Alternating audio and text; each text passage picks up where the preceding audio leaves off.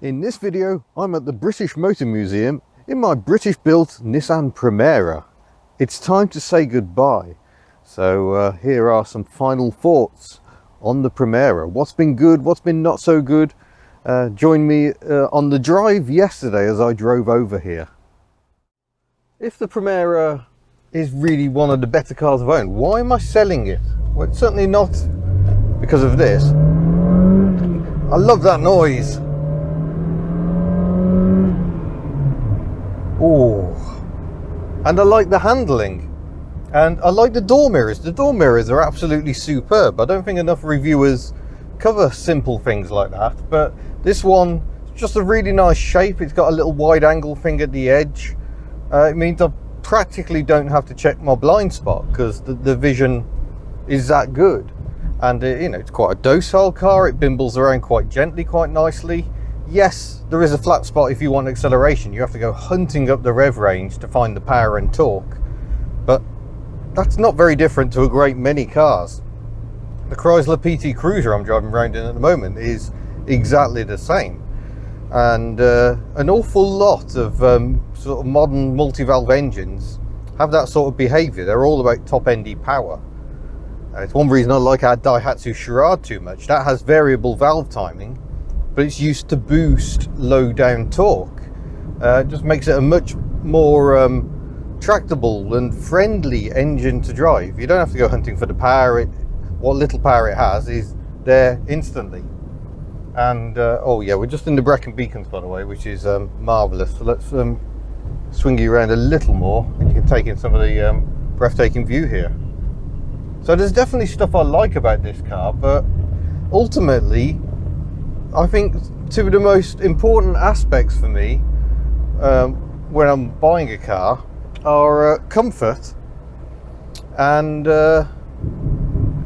yeah, well, comfort is probably it, to be honest. Comfort and handling are the two things I like most in a car, and this car only has one of those two things.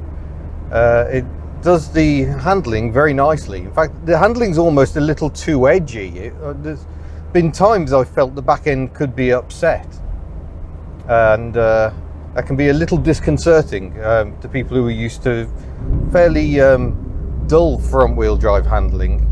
I think this could kick the tail out with a bit of lift off oversteer quite dramatically if you provoked it, perhaps even if you didn't. It's a problem with cars like the Ford Ka. They're very lift off oversteery because journalists like that. It makes them say, yeah, this car's got great handling, and then 17-year-old girls and boys, to be fair, discover all about lift off oversteer when they go sideways through a hedge. Yeah, that's not ideal, I don't think, but this car would do that, and I feel like I have to be on my guard a bit more than otherwise I might want to. But the flip side is it is good fun when you're absolutely on it. It just feels so planted. The multi-link front suspension, you got multi-link at the back but with a beam axle, which does rob a bit of boot space, but not drastic amounts. So yeah, this has been a good car, and if we do a comparison, I can do a comparison over the past year with two other British-built family cars. They are the Vauxhall Vectra and the Rover 75.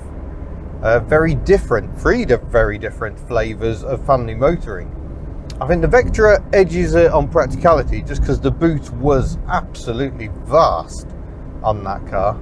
And it didn't really seem to come at the cost of interior space. Very spacious, the old Vectra B. But ultimately, that was pretty much all I liked about that car. The Rover 75 offered the comfort that the Vectra and the Primera lack, but that came at the cost of interior space. There was none. Very cramped for what is such a large car. Whereas this feels a lot more spacious than the 75, even though it's got none of the ambience. I mean, it's just a boring plastic interior, but to be honest, when I'm driving down the road, I'm not really taking in the beauty of the dashboard all that much. It's just when you're sat somewhere, you know, you might have a look and go, oh yeah, lovely. So I'm not ultimately sure how important interior ambience is. So I think really out of those three cars, I think the Primera is probably my favourite.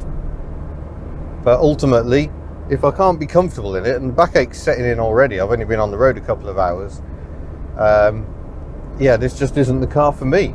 It's as simple as that. For the long distance trips, I would sacrifice some sharpness and handling for a bit of comfort. So we'll see what the next vehicle joining the fleet is. Tomorrow is swapsy day. I'm swapping this, but for what?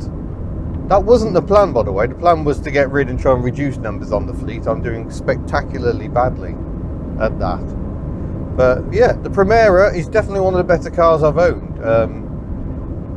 They're wrongly overlooked, and if Hubner exists to do anything, it's to shine a light on the underrated cars, the cars that have so much more to give than you might expect. Sorry, for some reason I thought I'd forgotten to put my microphone on. That's the level of professionalism you get with Hubner that you just don't get with other channels. If I could be really picky about the Primera, I don't like the rear wiper being on a twiddly thing here. To wash the windscreen, you push the stalk away from you, which makes sense. But if you could operate the rear wiper by pushing it away as well, it would be so much the better. That would just work really well. I suppose that doesn't then work with the pull to wash the front. You'd have to turn the rear wiper off. But yeah, I just don't like the twiddly. I don't like any controls that you use regularly, and I tend to use a rear wiper fairly regularly myself, but you have to take your hand off the wheel to operate. I can live with taking my hand off to turn the lights on, because I don't do that very often.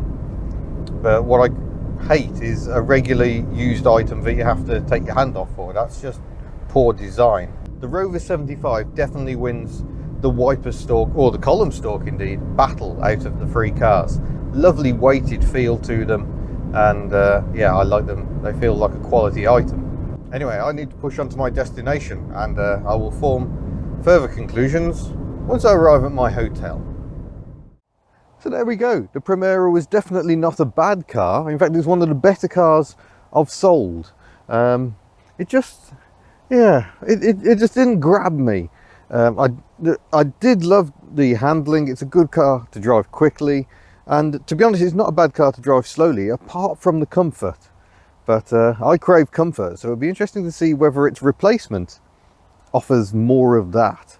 So later today, I'll be heading up to Chester. I will swap this for a new car. What will it be? You'll have to stay tuned and find out in the next video. So thank you for watching, and I'll see you then. Goodbye.